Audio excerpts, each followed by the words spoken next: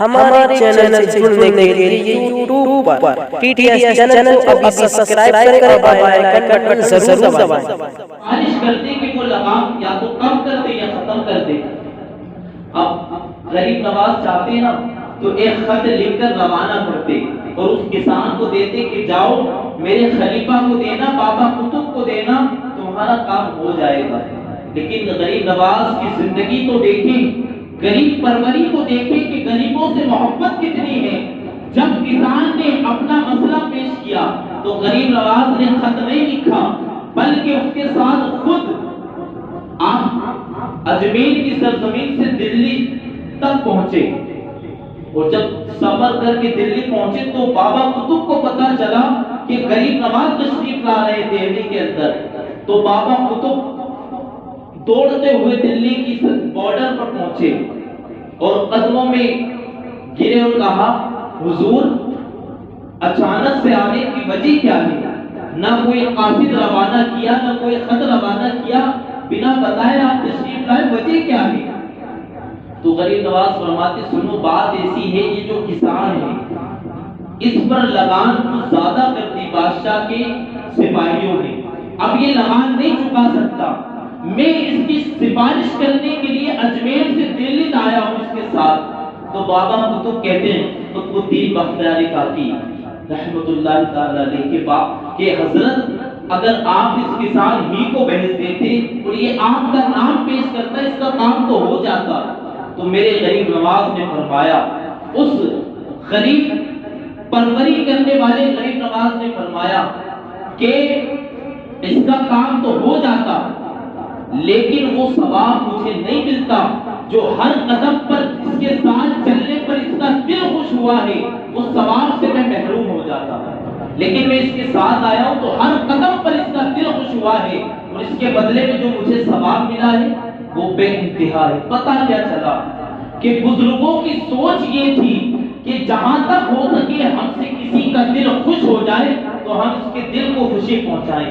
اللہ ماشاء اللہ آج ہمارا اور آپ کا معاملہ یہ ہے کہ ہم لوگوں کو خوشی نہیں پہنچا سکتے لیکن تکلیف ضرور پہنچا لیں، ایسا نہیں کرنا چاہیے، بلکہ ہمیں چاہیے کہ جتنا ہو سکے ہم اپنے مسلمان بھائی کو تکلیف نہ دیں، اس کے دل کو خوش کرنے کی کوشش کریں۔ اور ایک مسلمان کو کا دل خوش کرنے کے لیے میرے آقا نے بشارت دی۔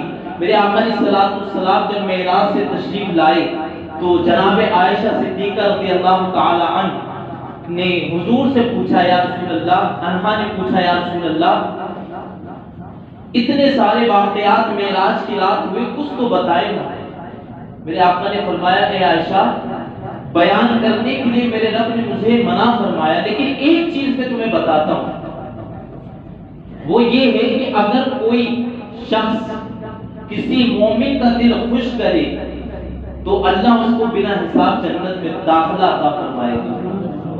لیکن آپ سنیں، جب یہ حدیث لے کر کے جناب عائشہ صدیق اکبر رضی اللہ تعالیٰ عنہ کے پاس پہنچی اور یہ حدیث سنائی تو صدیق اکبر رونے لگے۔ تو صدیقہ نے پوچھا ابا جان حدیث تو خوشی کی، آپ روتے کیوں ہیں؟ تو صدیق اکبر کیونکہ جو جتنا بڑا عالم ہوتا ہے اس کی نگاہیں بھی اتنی کام کرتی ہے، تو آپ رونے لگے۔ پوچھا کہ آپ کیوں رو رہے ہیں ابا جان؟ کا بیٹی تو نے سکے کا ایک پہلو دیکھا، اس حدیث کا ایک پہلو دیکھا، ذرا اس حدیث پہ غور کر، جب کسی مومن کا دل خوش کرنے پہ اللہ جنت میں داخلہ دے رہا ہے، اگر کسی مومن کے دل کو تکلیف پہنچائی تو کہیں ایسا تو نہیں کہ ایک مومن کے دل کو تکلیف پہنچانے پر اللہ جہنم کا مستحق بنا دے، جہنم میں داخل فرما دے۔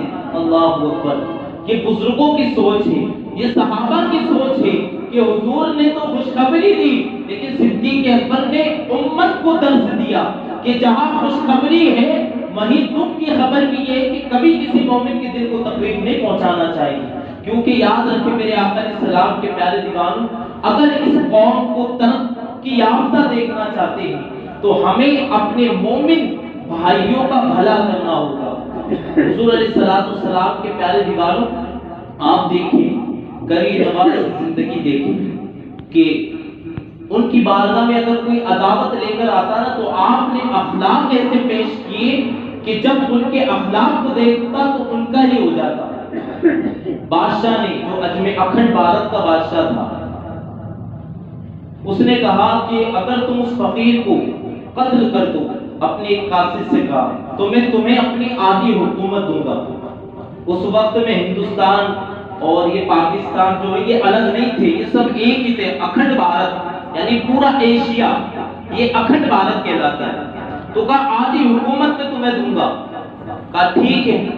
اس نے ایک خنجر لیا اور لینے کے بعد زہر میں بجھا کر اپنے آستین میں چھپا کر غریب نواز کی محفل میں جا کر بیٹھ گیا۔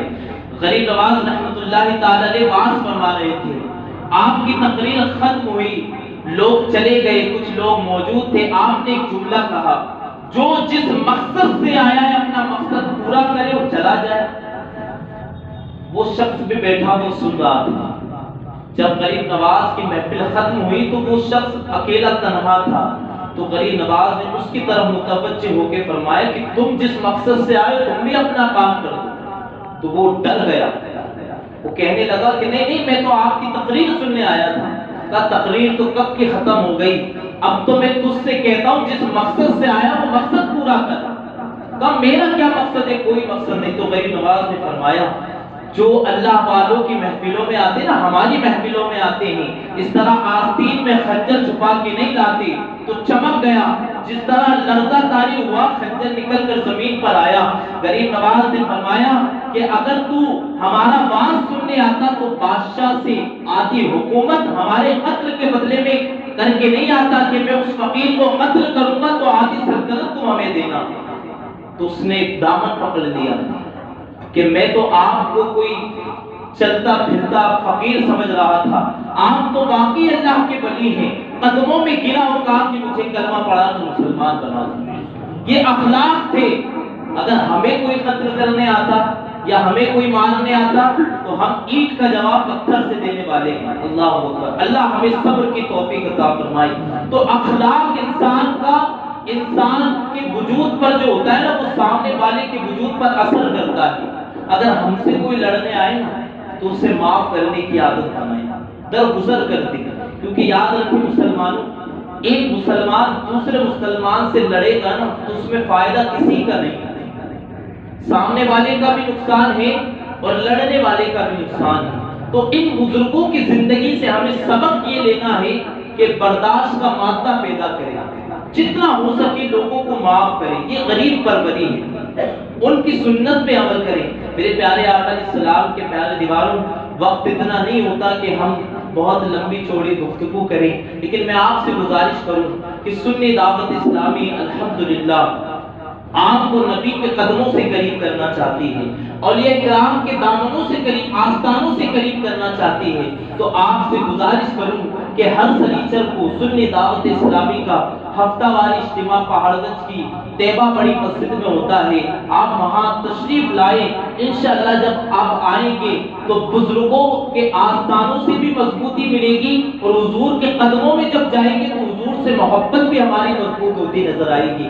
میرے پیارے آقا علیہ السلام کے پیارے دیوانوں، آج چھٹی شریف ہے، جتنا ہو سکے اپنے آپ کو گناہوں سے بچائیں، ذکر الہی کریں، ہو سکے تو اپنے گھروں کے اندر نعت خوانی کی محفلیں سجائیں، فاتحہ کا اہتمام کریں اور پورا دن ذکر الہی میں گزاریں، کیونکہ یہ رجب کا جو مہینہ ہے نا، اس کے تعلق سے آپ نے سن لیا ہوگا، رجب اسلام کا 7واں مہینہ ہے، اسے رجب المرجب بھی کہتے ہیں، اور رجب یہ اللہ کا مہینہ ہے۔ اسی لیے حضور دعا کرتے اے اللہ رجب اور شعبان میں ہمارے لیے بھلائیاں کرتے اور ہمیں رمضان تک پہنچا دے۔ تو یہ مہینہ گناہوں سے بچنے کا مہینہ ہے، یہ دن نہیں بلکہ پورا مہینہ گناہوں سے بچنے کا ہے۔ اس لیے کہ جب بندہ رجب میں گناہوں سے بچے، شعبان میں گناہوں سے بچے، تب تک رمضان آئے تو انسان متقی بن جائے۔ اور لعلکم تتقون، روزے ہم نے تم نے اس لیے فرض کی کہ تم متقی بن جاؤ۔ تو ہماری زندگی صرف اور صرف اس لیے ہے کہ ہم اللہ کی عبادت کریں، گناہوں سے بچیں، دوسروں کو بچائیں۔ ایک اعلان سماعت کر لیں، سنی دعوت اسلامی کا 6واں سالانہ جشن خواجہ غریب نواز رحمۃ اللہ تعالی علیہ کانفرنس منایا جا رہا ہے جے پور کی سرزمین پر۔